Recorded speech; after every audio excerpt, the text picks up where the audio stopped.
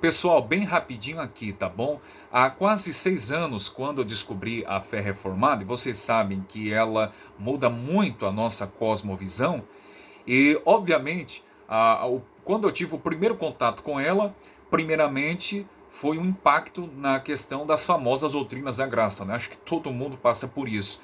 Mas depois de algum tempo, debruçando sobre outros livros, de teologia reformada, de autores reformados, e lendo muito, eu descobri que a teologia reformada ela não trata apenas sobre um assunto soterológico, ela não se concentra apenas num ponto, ela é muito ampla, tá bom? Ela é muito vasta. E estudando um pouquinho mais, ela me levou a tentar detectar a imago Dei, isto é, a imagem de Deus na sua criação. O apóstolo Paulo, na sua primeira carta aos Coríntios 10:31, ele diz que tudo que devemos de fazer não é somente o comer ou o beber, mas tudo que façamos devemos de fazer para glorificar a Deus. Portanto, quando nós estamos diante da vasta criação de Deus, né, desse mundão que Deus criou, nós devemos de tentar detectar algo de bom ali, tá bom? Inclusive, nós devemos de olhar para as artes, por exemplo, e tentar extrair ou exaurir lições preciosíssimas. Os filmes, por exemplo, que não ficam de fora das artes, eles também contêm a imago Dei. Caso contrário, nós iríamos dizer que a imagem de Deus não está em sua criação.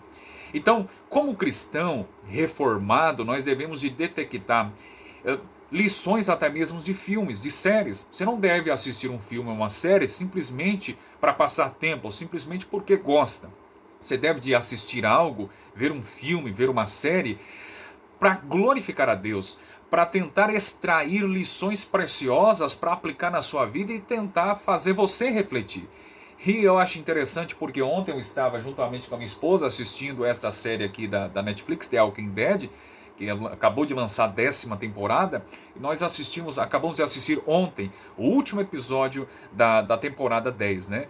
E algo interessante, eu conversando com a minha esposa, nós conseguimos extrair, obviamente desde o começo nós já tínhamos essa visão sobre esta série, que é uma boa série para quem gosta, né, de temática de zumbis, mas ontem, esse finzinho da temporada 10 mexeu muito com a gente. Veja bem, se vocês ouviram um barulho aí, não fica nervoso não, é só o ventilador, eu preciso deixar ligado porque eu transpiro muito. Mas veja bem,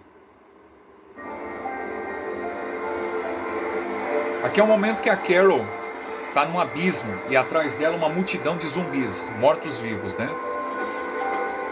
Eles começam a cair no abismo. Ela está prestes a cair.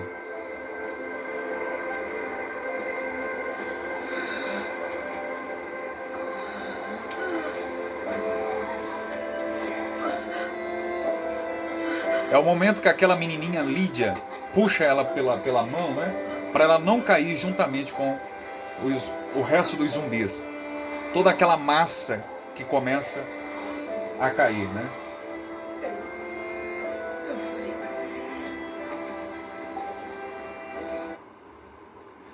Pessoal, bem rapidinho aqui. Como cristão, você não conseguiu detectar algo? Esse é o quadro crítico da raça humana. A humanidade sem Deus, ela caminha a passos largos para o abismo, isto é, para o inferno. A humanidade sem Deus, ela não está quase morta, ela está morta. Isso é um ensinamento bíblico. Paulo, por exemplo, em Efésios 2:1 e Efésios 2:5, chama o homem sem Deus, o homem antes da conversão, de morto em seus delitos e pecados. Você pode pensar, bom, PH, mas eu sou morto, se eu sou morto, como é que eu ainda estou em pé em caminho? A série da Netflix The Walking Dead ilustra isso perfeitamente. Essas pessoas aqui, esses zumbis, mesmo mortos, ainda estão em pé, estão caminhando, estão andando. Você é como um morto. Pior ainda, você não está simplesmente morto, você está em estado de putrefação. A humanidade caminha a passos largos para o abismo. E talvez aqui, a menininha aqui, Lídia, talvez seja uma representação do próprio Deus, o Pai, puxando né, a Carol para não cair juntamente com toda a raça humana, ou com todos os demais mortos-vivos que estão caindo no abismo. O apóstolo Paulo diz em Efésios 2:1 e Efésios 2:2: e vos vivificou, estando vós mortos em delitos e pecados. Verso 2: e que noutro tempo andastes segundo o curso deste mundo. Paulo está dizendo que antes da conversão a humanidade caminha com uma massa de mortos-vivos a passos largos para o abismo, isto é, para o inferno. As pessoas andam segundo o curso deste mundo. As pessoas, elas caminham a passos largos e só pensam no que comer, no que comprar, no que negociar, só pensa em trabalho. Trabalho é um maluco que só pensa em dinheiro, só pensa no aqui e no agora. É a humanidade sem Deus caminhando a passos largos para o inferno, andando segundo o curso deste mundo. Mas de repente, a mão de Deus vai e puxa alguém para não cair juntamente com os demais que estão caindo. Percebe que lição poderosíssima e importantíssima que possamos extrair? Qual dos senhores que estão me ouvindo ou assistindo, né, que já não fez parte dessa massa aqui, que estava prestes a cair no abismo, mas Deus com sua mão poderosa veio e nos arrancou e não nos permitiu cairmos com os demais? Você está vivo. Você percebe que todo homem sem Deus é morto em pecado, espiritualmente falando. E o morto não tem vontade própria, o morto está morto. Ele anda segundo o curso desse mundo, ele anda com toda a massa, toda a multidão que caminha, ele está caminhando junto. Você percebe que quando um leão, vamos usar uma ilustração bem rapidinha aqui, um leão, você pode dar um coxo de cereais para um leão. É claro, ele pode devorar aquilo em fração de segundos, ou em minutos ele pode comer tudo aquilo, mas ele não come, por quê? Porque a sua natureza é inclinada para a carne, e ele precisa de carne, ele não vai comer cereais, grãos, não.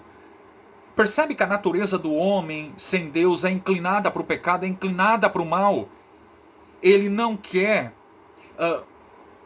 ele não quer um coxo das bênçãos de Deus. Por exemplo, Jesus diz: eu sou o pão vivo que desceu do céu. O salmista diz: provai e vede que o Senhor é bom. Mas como que o homem sem Deus, morto em pecados, vai comer esse pão vivo que é Cristo?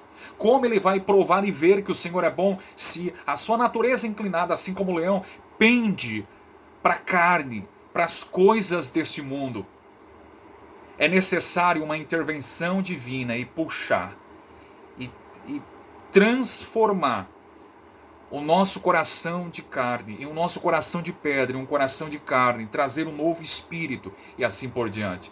Nas palavras de um grande patrístico, né, chamado Irineu de Lyon: se Deus não vir até o homem não vai até Deus. É Deus que interveio na nossa história. Só gostaria de deixar essa rápida reflexão aqui, tá bom? Abraço.